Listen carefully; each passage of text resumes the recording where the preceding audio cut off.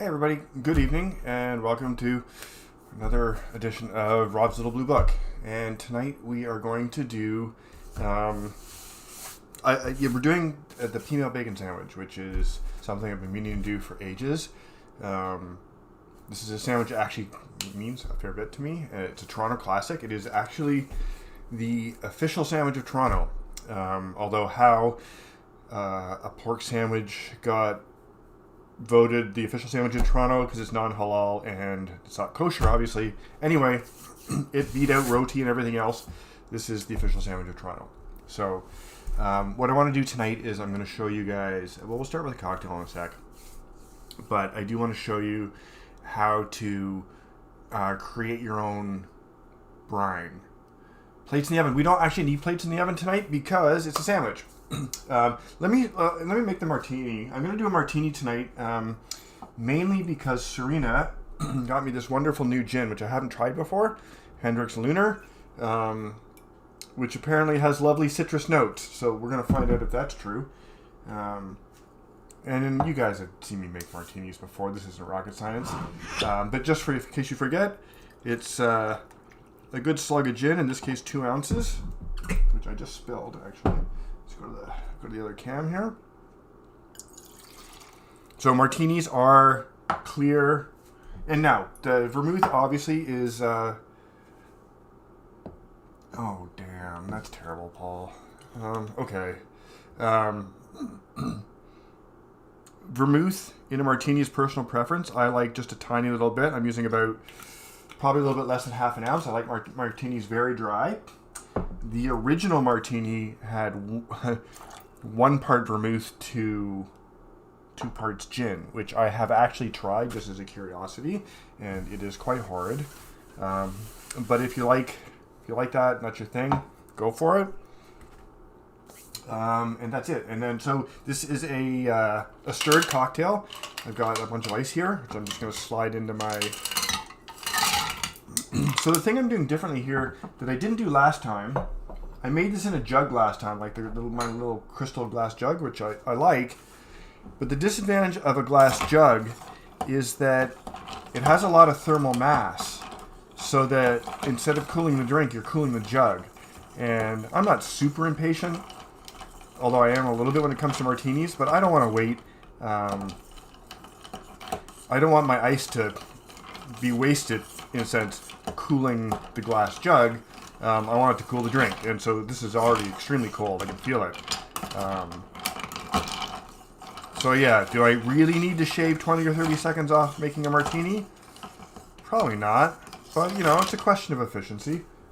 And all right, where is my strainer? I completely misplaced my strainer somewhere. All right, oh, here it is. This has a funny name, actually, and I forget what it's called. Anyway, I don't have any martini glasses. I'm using a coupe. I figure since I finally got these things, I'm going to pretty much use them for every cocktail I can. But yeah. So I really just wanted to make this drink to try it out. Try out the new gin. It's been a while since I've had a martini. So cheers, everybody, and then we'll get on to the cooking in a sec. It's got a nice color to it. Oh, wow. Okay. So that actually might be my new favorite for martinis. I normally make my martinis with just the regular Hendrick's gin, if you can call Hendrick's regular. That's actually really nice. And of course, it's probably some limited edition thing, which I won't be able to get. But wow. It's also very boozy. I mean, it's basically straight alcohol.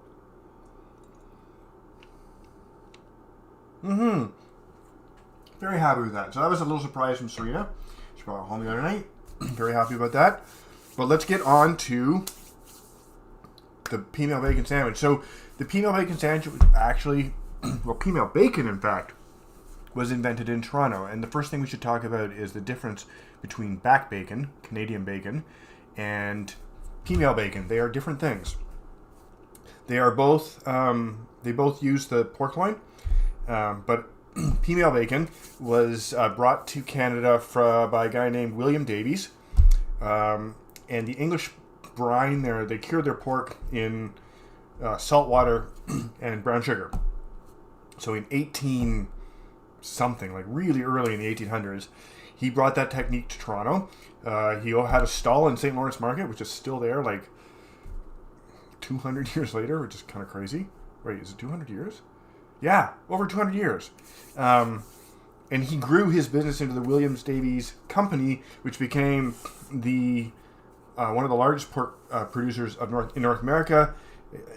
People say it gave Toronto the Hogtown name, although there was some debate on whether that's named after the pork industry or just the way people here behaved at the time.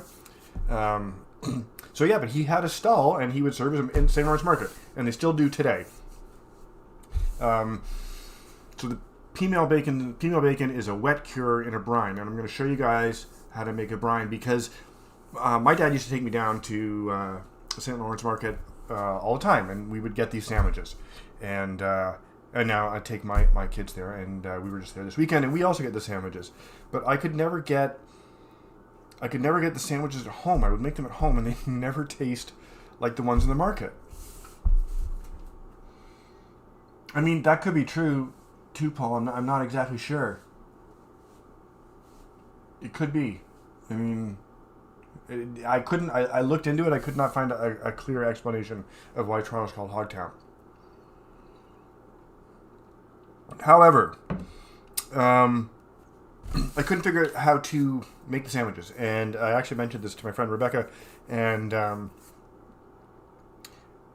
she said she did a little bit of research on it. She said it's in the brine. So apparently all of these sandwich places have their own secret brine, and the brine is apparently what makes it. So I did a little bit of digging into wet brines, whatever, and I came up with my own, which we're going to use tonight. And I wanted to show you guys this so you can screenshot it.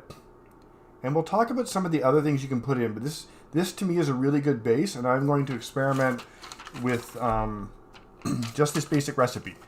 You could also put in your brine. So people put other savory spices in brines. You could put in like star anise, maybe some mustard seed. You could throw in some bay leaves. I wouldn't put cloves in, but like those kinds of spices to make it your own. You can experiment with that. But we are going to start with just the basics tonight. So let's. And I don't know what to order because we have this pork line I got to take apart too.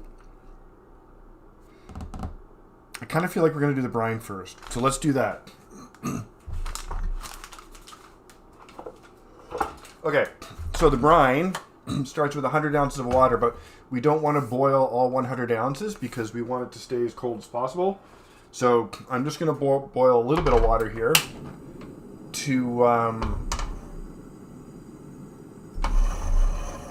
so that we can dissolve the other ingredients. So also, what we're using tonight, I've got salt. Let me switch cams here. We've got salt. We have brown sugar somewhere. Why am I losing everything tonight? Seriously. Okay, I'll find it in a sec. We've got maple syrup here. And, no, that's really odd.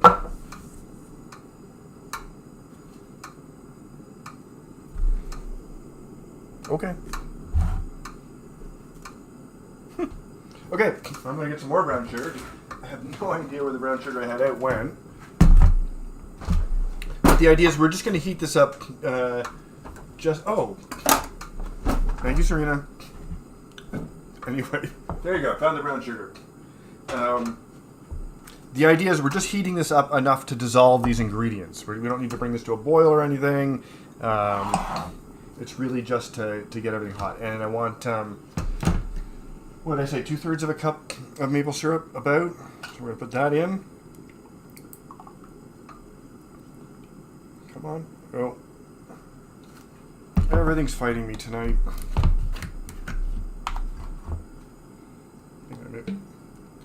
Alright, it's going to be a little bit sweet. That's probably 3/4 of a cup, but I feel you really can't have too much maple syrup. And we want to crack some peppercorns. So you want about a teaspoon of these guys. And I'm going to use my favorites, which are here. These are the Cam Pot peppercorns, which are my current favorite peppercorn.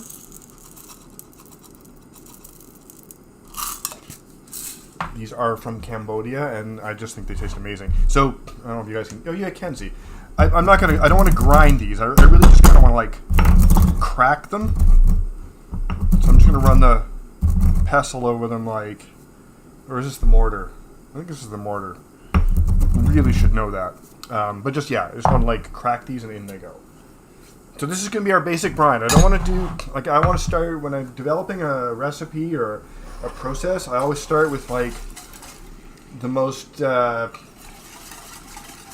Yes, hey, Penny. It is a very Canadian thing. So, I'm glad you brought that up, actually, because I tried to figure out... what is that? That is hardened up maple syrup. I tried to figure out who was the first person who added maple to this, because the salt brown sugar thing comes from England. Nobody knows. So there you go. And again, I really just want to get this hot enough to dissolve everything, and I kind of feel that we're there. Let's have a quick peek.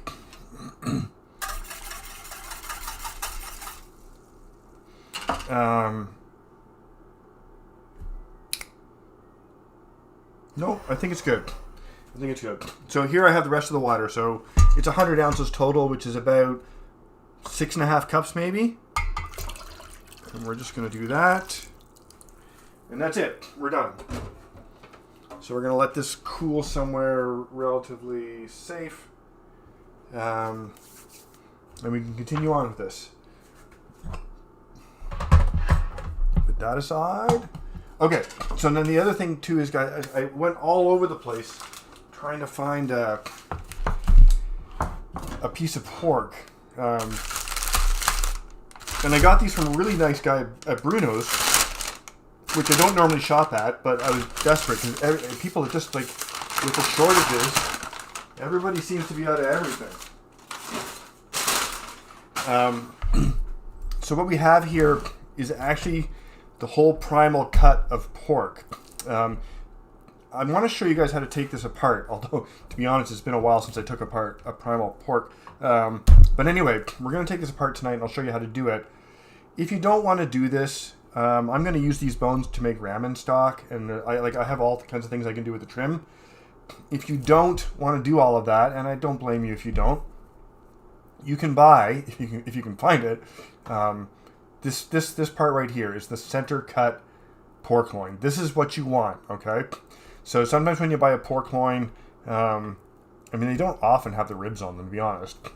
But sometimes when you buy a pork loin, it will also have this little bit here.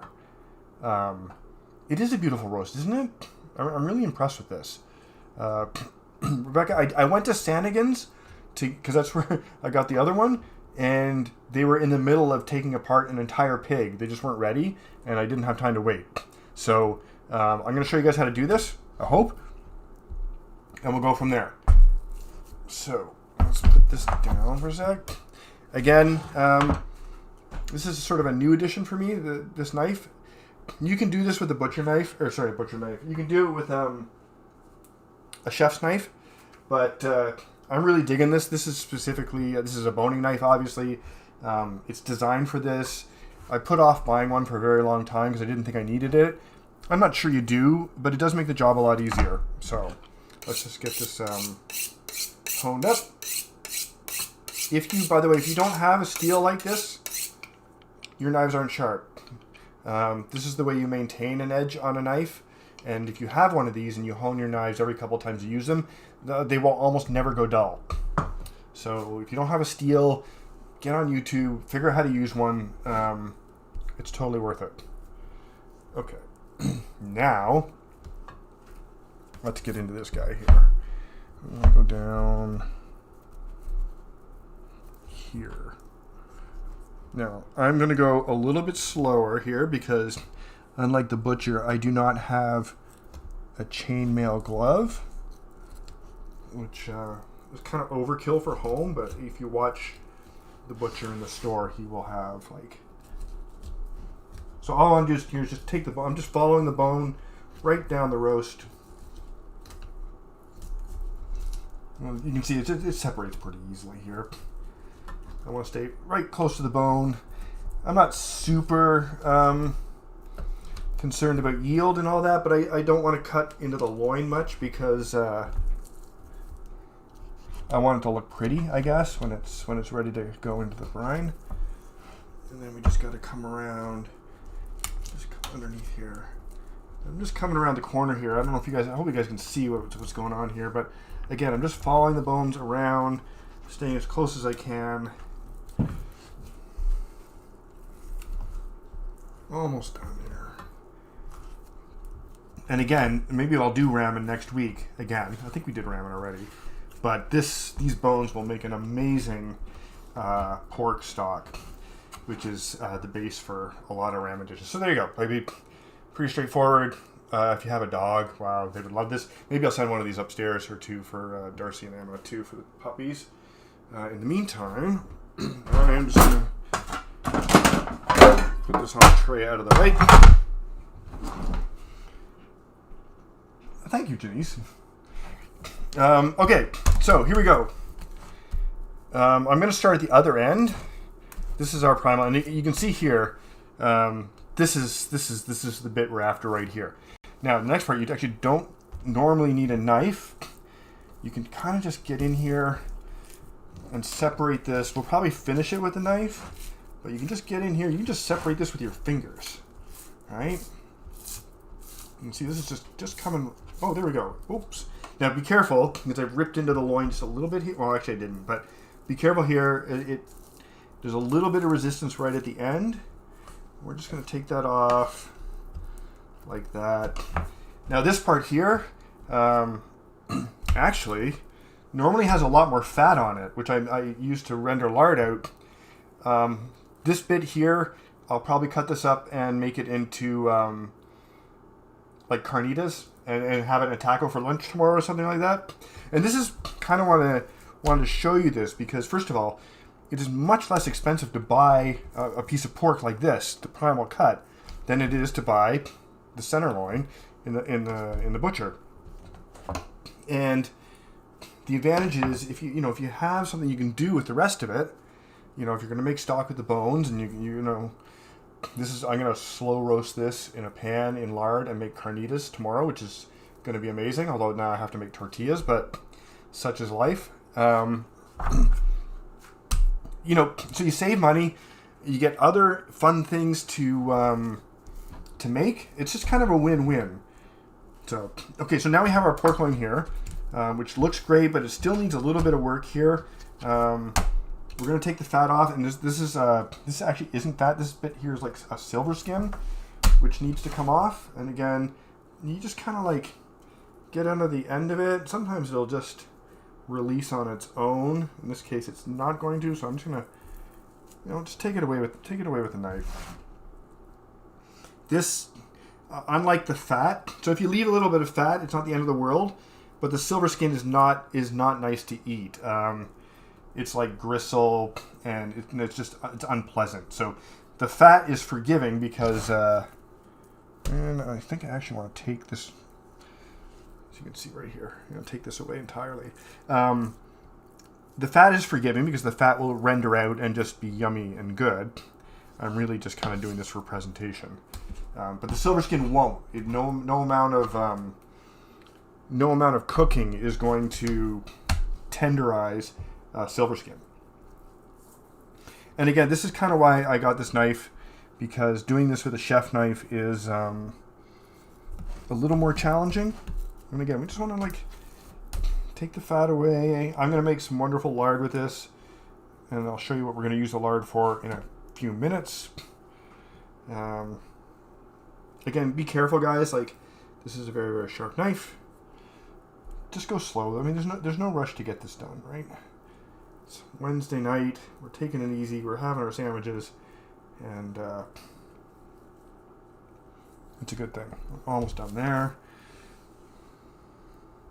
So, Peameal bacon, by the way, we should talk about the origin of the name. Originally, these pork loins were wrapped in Peameal, like from peas, crushed peas. And the reason was because he was shipping William Davies was shipping the pork loins back to England or Ireland, I forget where exactly.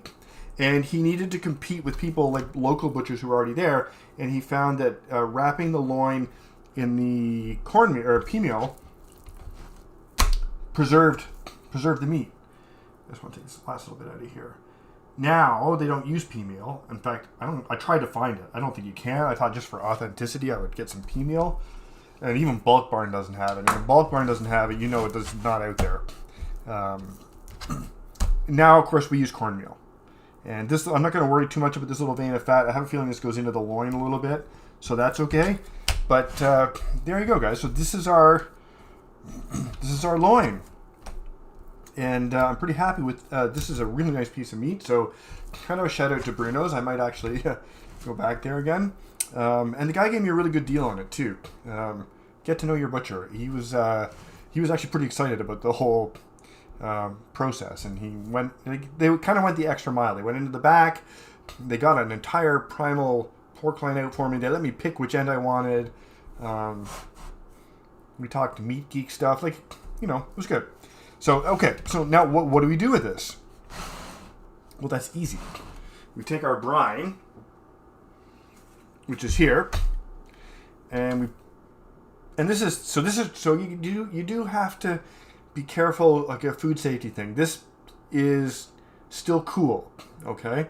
And it's going to go straight in the fridge. This is why you only boil just enough water to dissolve your ingredients, because this is just going to go straight into the... Now, these usually sink. If it doesn't sink, weight it down with something. And this is just going to go straight into the fridge, which I'm going to do right now.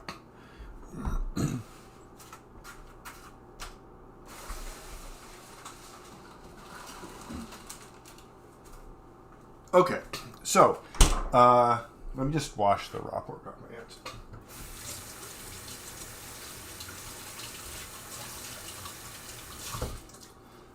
So that goes into the fridge, preferably in the coldest part of your fridge, for 5 to 7 days. Okay, pretty straightforward. And then in 5 to 7 days, you will have a nice cured pork loin that you can make sandwiches with. So, yep, that's it for tonight, guys. I'll see you next week.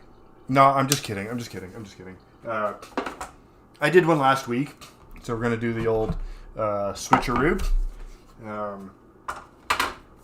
This is all rolled up, and this looks small, probably. This one wasn't as big as the one we just did, but it was still pretty big. And this is like, I wish you guys could feel it, the texture. I love this already. There's a lot of shrinkage. It absorbs a lot of the salt. This is the cured piece, and we are going to use this to make our sandwiches for tonight. Now, the cornmeal, interestingly enough, actually adds flavor to the finished sandwich. So it actually does have a purpose. So if you are doing this at home and you don't need to preserve it for a long time, still put it in the cornmeal. Okay? Now we kind of have to don't want to wash that? No, it's raw anyway. I want to talk a little bit about the two different kinds of sandwiches. So, in Toronto, the place I always got the sandwiches, and the place I went to with my dad, and where I take my daughter, except for last weekend, is Carousel Bakery. They really have popular, well, they're the kind of the OG of Peameal bacon sandwiches. However, when we were there this weekend, they were closed. And the other place, so there's a little, it's not that important, but there's a little bar, restaurant, pub thing on the northwest corner of the market, and their kitchen backs into the market, and they also have a stall, and they also sell sandwiches. So that's where Lila and I got our sandwiches this weekend. And it was interesting because they cut their pork loin differently. So one of the things with these sandwiches, and we're going to maybe try it both ways, I noticed that and I don't even know the name of the place, they cut their Paddingtons. Yes, it's Paddingtons. They cut their pork a lot thinner than Carousel does. And at first I thought that was it looked like a good idea because the thinner slices, when you have more slices, you have more caramelized surfaces in your sandwich, which should mean more flavor.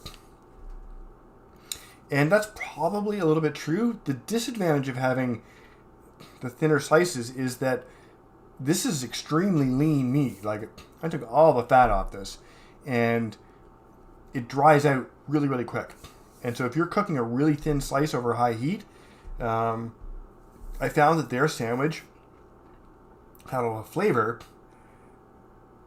Yes, carousel has the maple mustard. We're going to talk about mustard in a second, but I'm glad you brought it up.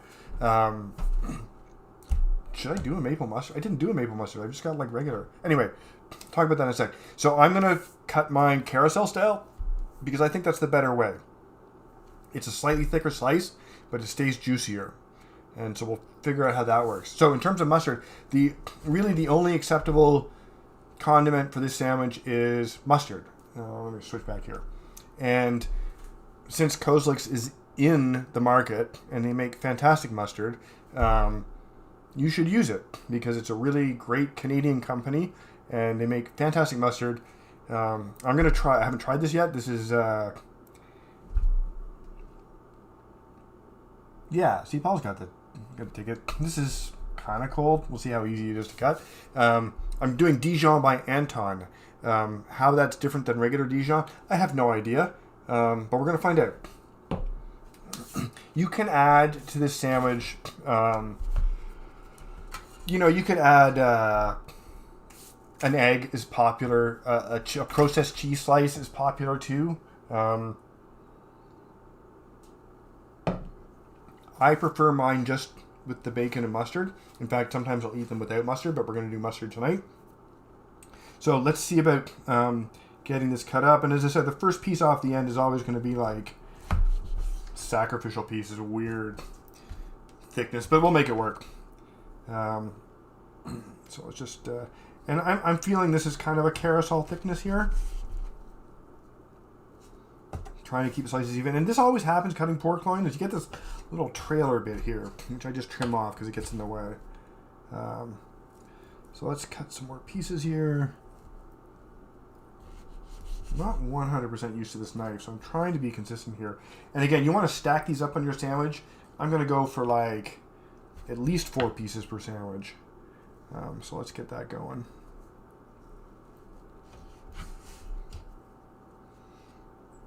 Switch cameras. Yeah, sorry, Jimmy's. There we go.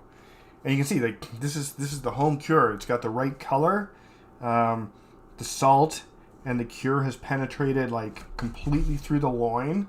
It has an amazing texture. I already love this way better than the store-bought stuff. And what's the brand you can buy in the supermarket? The St. Louis pork loin. I've tried the Farm Boy version as well. And honestly, I think because they're using like juiced up, pumped up pork, I wish you guys could feel this texture. I can already tell. I'm already in love with this pork loin. That's really geeky, but I gotta say, like, I am really digging this.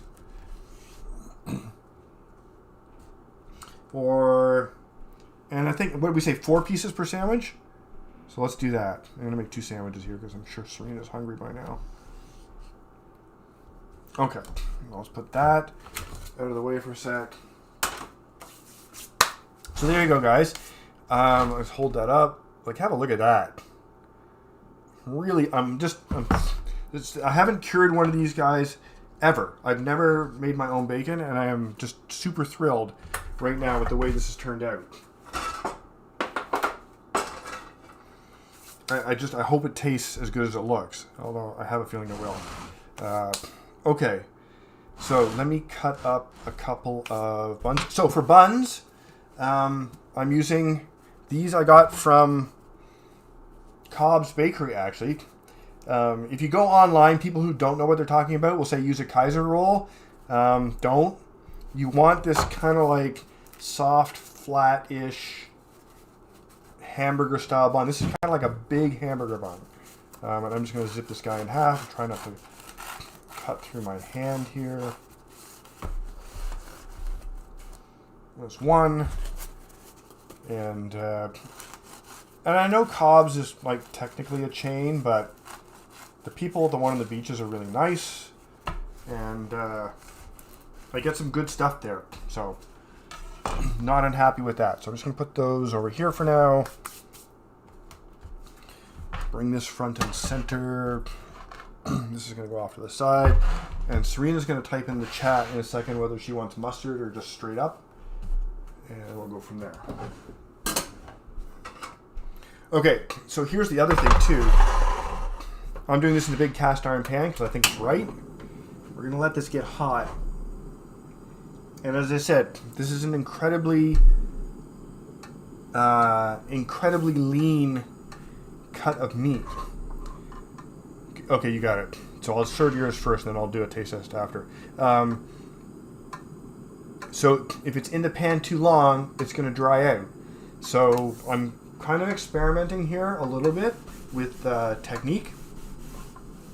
But I think I'm just going to drop these and flip them like almost right away. We're talking like 60 seconds aside should cook these guys through. And actually, while that's heating up, I'm going to move this to here because I want to wash this so I have a surface to just make the sandwich done. Give me 2 seconds, guys.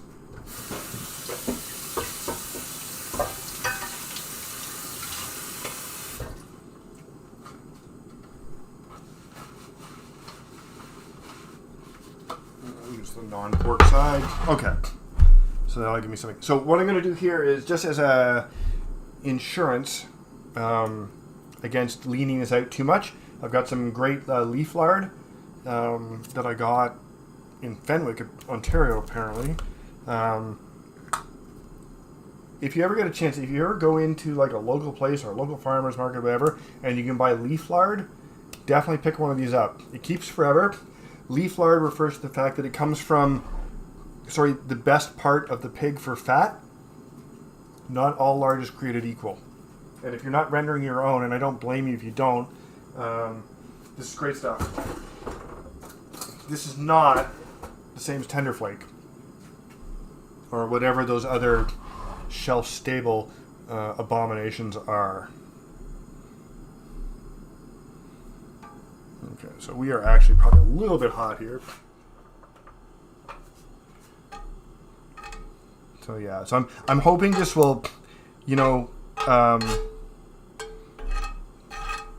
keep our slices nice and moist and juicy.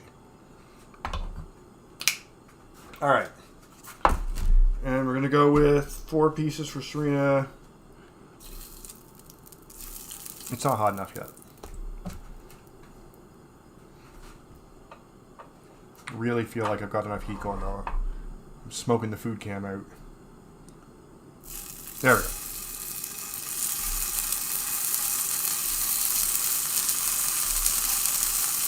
And 1 minute's not going to be long enough. I'm figuring like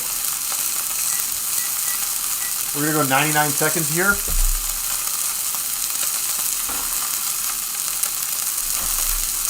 Already smells amazing.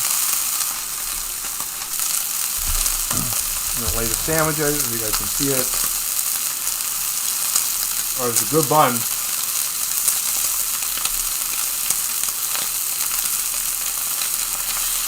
I hope that's not too loud. I can see the mic just peaking. Back it off just a bit.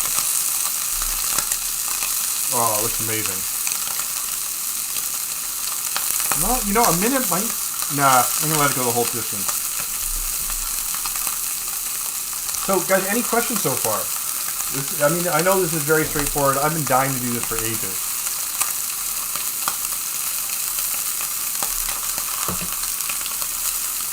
This, for me, is like a memory dish. This is something that I feel good making.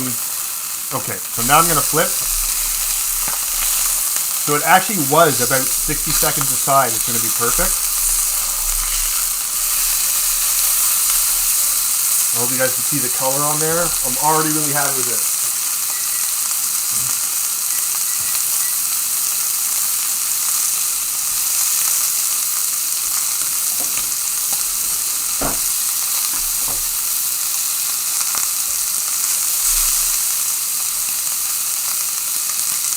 Yeah, Denise, when I get this one served, before I put the other ones in the pan, I'll show you one of the cut slices.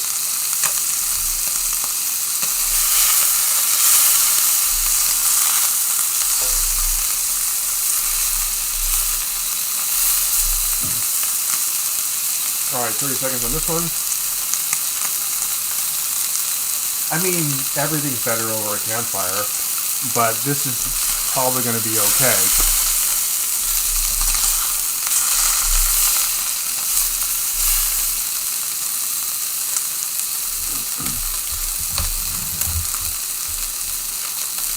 Let's see if I can do this like right here for you guys. Okay, so let's just dress this sandwich up. Just kind of like alternate the layers here. There's nice color on both sides of this guy. Alright. And that's the sandwich, guys. I'm going to run a knife through it to make it a little easier to eat. I'm going to ship this one off. I'm going to come back and we're going to do it again.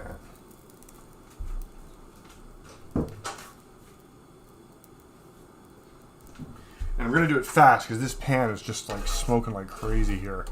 I'll take the heat down just a bit. Now the pan's warm. Still got enough lard in there. I feel like we have enough lard in there. Maybe just dress it up with a little bit more.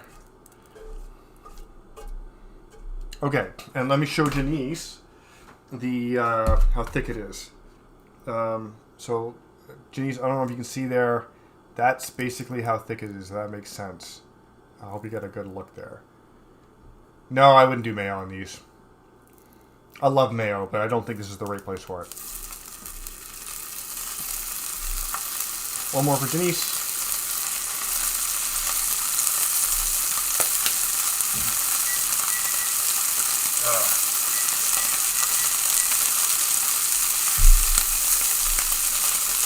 Okay, good. I'm glad you got a good look. As I said, you can experiment with the thickness. The Paddington sandwich, it was a good sandwich. I found it a little bit dry. But they cut theirs about like... Yes. And I mean, egg is a great addition to this sandwich. And that's one of the options that you have, of course, down there. You're only... I think at Carousel you can add like an egg and you can add... let me just turn this mic down. Wow, I'm just blowing it out. That's a little better. Probably should have done that earlier. At Carousel, you can add an egg and cheese. And I think both of those are acceptable. I'm not a huge fan. I think a sliced tomato is fine. I think ketchup is too sweet for this. Because it's already got the maple and sugar cure. But guys, like... As I said, make this your own, you know? I know I like mine a particular way.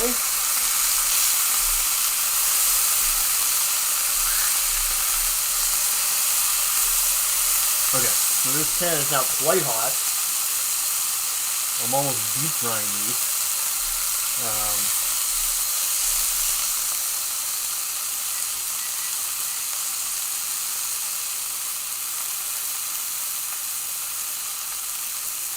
I don't think I could get more grease into these if I wanted, Paul.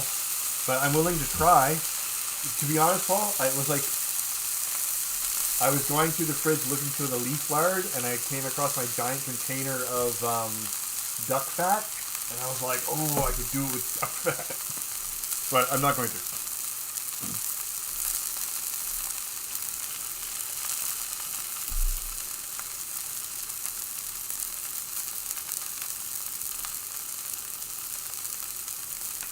Okay, I'm just like dying to eat this. I'm so hungry too.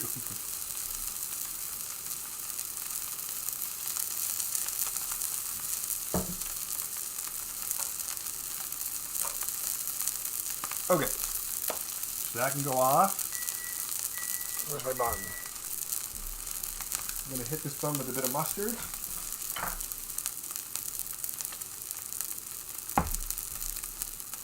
The mustard really will sort of cut through a lot of the fat, but it's good without. And then we're just going to lay these in one. Got good color on both sides.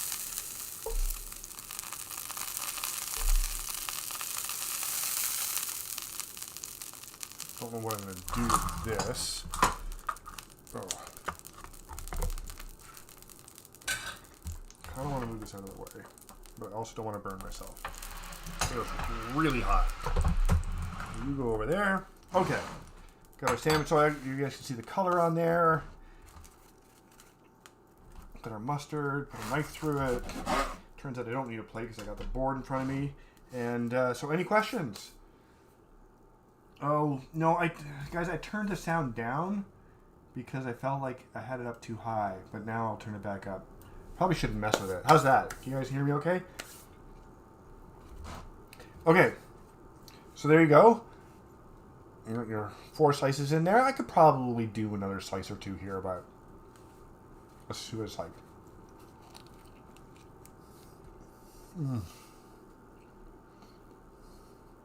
Yeah.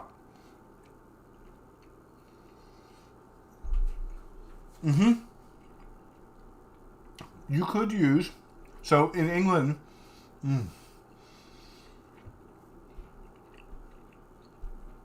oh, okay, that is so infinitely better than the supermarket Peameal bacon. It's a totally different animal.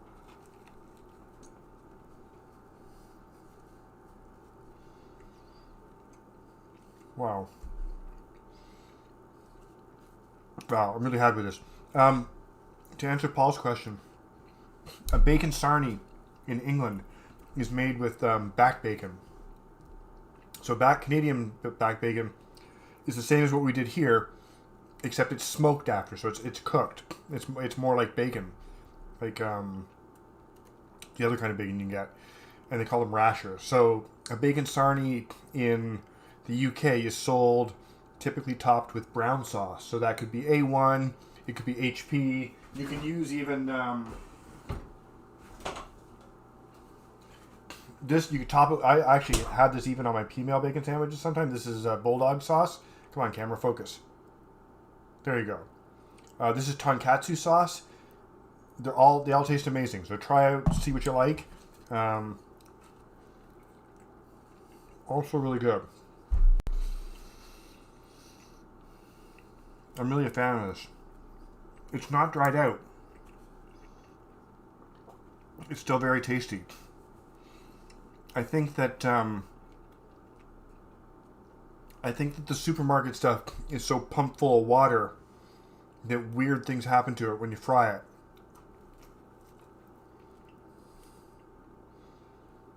Here, Paul.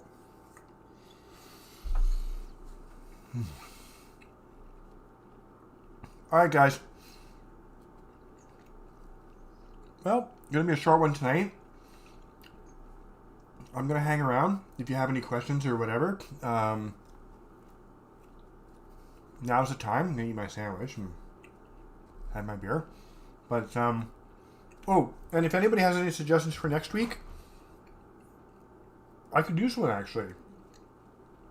What do you guys feel like?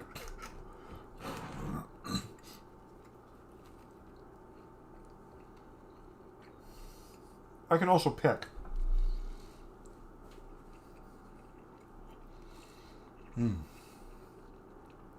Yeah, I'm really happy with the way this turned out. And I think, a honey mustard would be good on here, but I'm kind of digging just the straight up Dijon.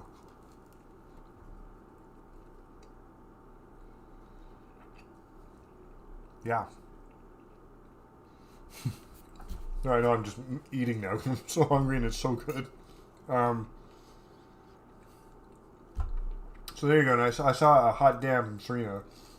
So I'm assuming she's enjoying hers too. But,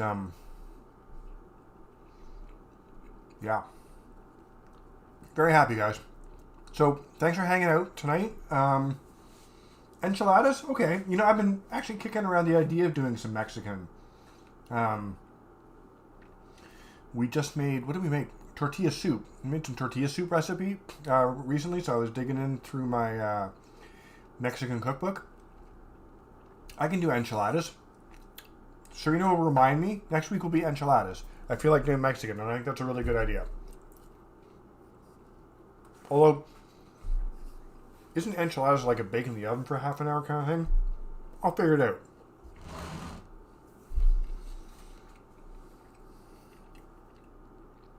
Maybe I'll show you guys tortilla soup at the same time. You want a mole sauce? Really? Okay. Traditional mole sauces are a huge pain in the ass. I will do it, but I gotta tell you, the list of ingredients for a traditional mole is like...